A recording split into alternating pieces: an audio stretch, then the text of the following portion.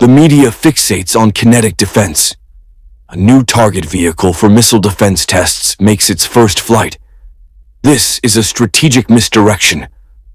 The public is conditioned to watch the skies for incoming warheads, but the decisive vector of attack is not fire. It is silence.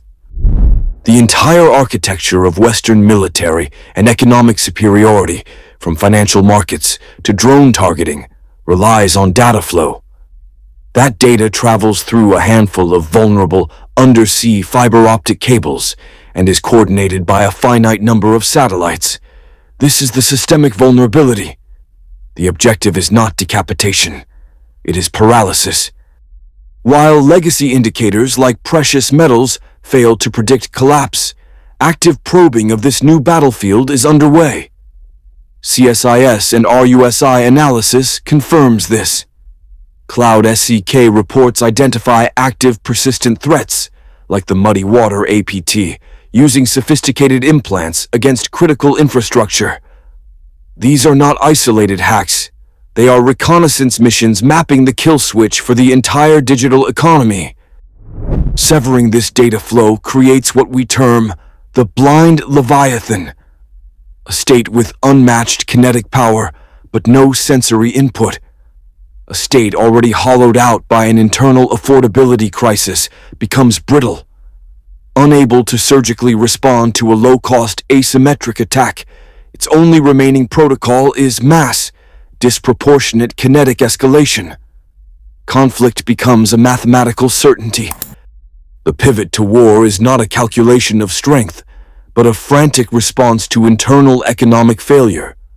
We are told states go to war for territory or ideology.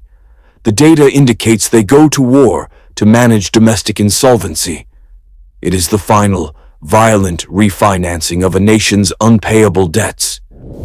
Consider the Russian Federation. CSIS analysis frames the initial kinetic event not as a simple invasion, but as a high-risk gambit to stave off domestic liability from an unpopular and economically draining strategic position. When the expected rapid victory did not materialize, the operation mutated into a systemic solvency crisis. Every lost tank, every expended missile, became a direct debit against a fracturing economic base. This is not a uniquely foreign vector.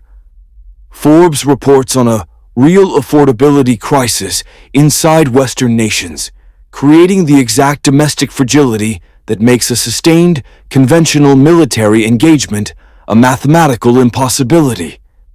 A state cannot project power abroad when its own citizens cannot afford basic goods. The industrial base required for military superiority erodes. This economic weakness forces a pivot.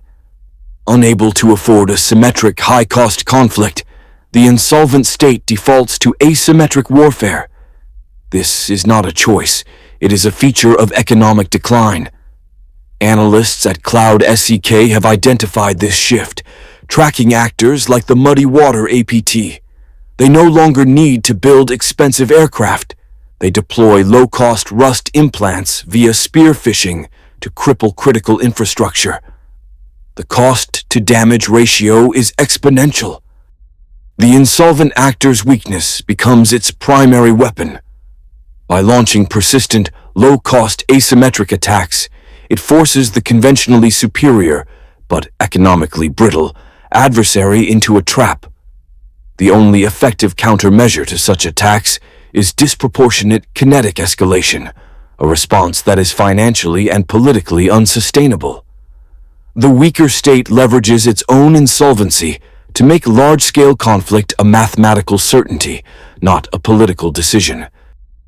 The central vector of modern conflict is not ideology. It is a solvency crisis expressed kinetically. Analysts at the Royal United Services Institute, or RUSI, have quantified this liability. The exchange rate is stark. A $5 million main battle tank is a confirmed kill for a $500 first-person view drone. This is not warfare.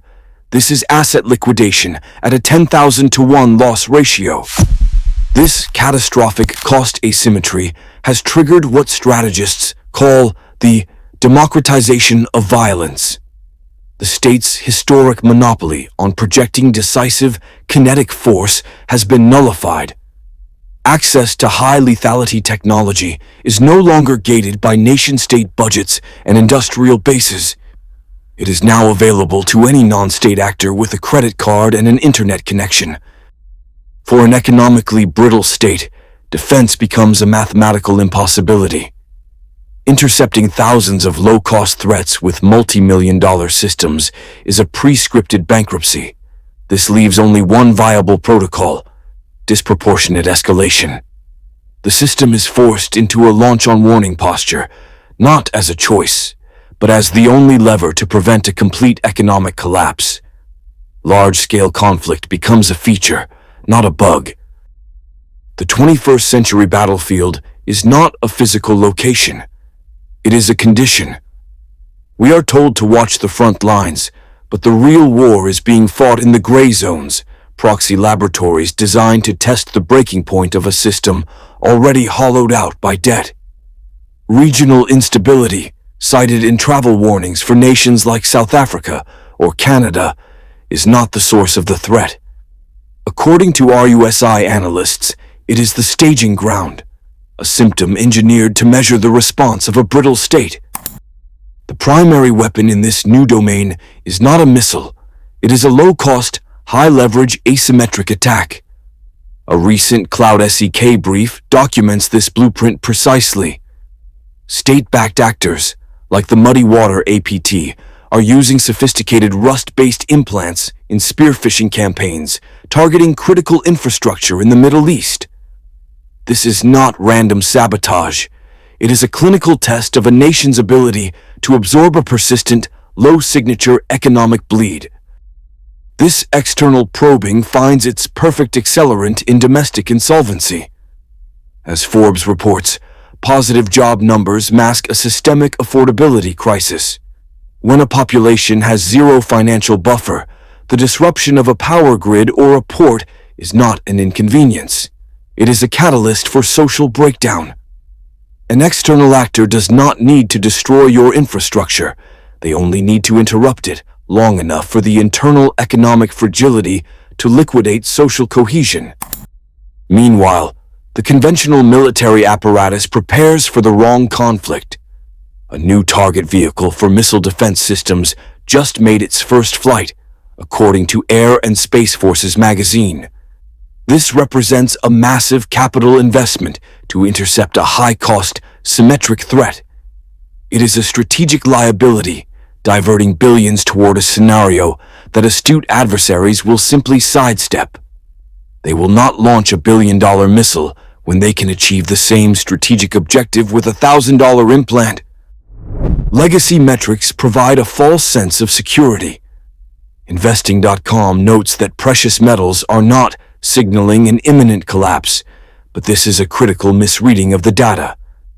The indicator of collapse is no longer the price of gold. It is the rising kinetic cost required to respond to asymmetric attacks. When a state's only viable response to a phishing email is to weigh a multi-million-dollar kinetic strike, that state is already strategically insolvent. The math dictates escalation becomes the only option. The launch-on-warning protocol is a relic of Cold War game theory. The doctrine states that if a nation's early warning systems detect an incoming nuclear strike, it must launch its own missiles before the incoming warheads can impact and destroy its retaliatory capability. It is a zero-sum calculation designed to guarantee mutual destruction. This protocol, however, contains a systemic liability in the digital age. The core assumption is that the warning system is infallible. But what if it can be blinded? The commander is then forced to choose between two catastrophic outcomes: launch based on a potential ghost signal, initiating global thermonuclear war, or wait for confirmation that may never come, sacrificing the nation. This is the fog of digital war. This is not a theoretical vector. According to Cloud SEK, State-backed actors like the Muddy Water APT are actively deploying advanced rust-based implants via spear phishing to compromise critical infrastructure. While the current target is the Middle East, the blueprint is scalable. The objective is not just disruption, it is the strategic degradation of an opponent's command, control, and communications network. A systemically insolvent state, brittle from internal liabilities like an affordability crisis, cannot absorb the shock of a decapitation strike. Analysts at CSIS confirm that economic fragility lowers the threshold for kinetic action. Faced with a radar blackout from a cyber attack, the leadership of a brittle state has no strategic depth. The mathematical cost of inaction becomes infinite. Therefore, the only viable response to being blinded is to launch. The decision is removed from the political sphere and becomes a pre-calculated, automated response. While the media focuses on new missile defense tests, the real tripwire is digital. In a state of economic insolvency, a cyber attack on early warning systems makes large-scale kinetic escalation a mathematical certainty. The domestic solvency crisis is the primary vector of attack. While legacy metrics track jobs reports, the data reveals a systemic affordability crisis, creating zero economic slack. This is not a market failure. It is a precondition for strategic paralysis. The state is brittle, hollowed out by internal financial pressure, even as official reports suggest stability. Simultaneously, the blueprint for a low-cost kinetic checkmate is being field-tested. A Cloud SEK advisory confirms state-level actors are deploying novel rust-based implants against critical infrastructure. This is asymmetric leverage, a phishing email that costs nothing versus a multi-billion-dollar missile defense system. The objective is not to defeat the shield, but to bypass it entirely. The calibration. Forecast: within the next 12 months, expect a lights out event at a primary U.S. maritime logistics hub, the Port of Long Beach, or a comparable East Coast intermodal facility. The attack will not be a physical detonation. It will be a targeted kill switch on the crane and container management operating systems, triggered by an implant that has been dormant for months. Attribution will be impossible by design. The objective is to measure the precise time to chaos, the number of hours from system paralysis to supply chain collapse and kinetic overreaction. It is a test shot to confirm the mathematical certainty of the thesis.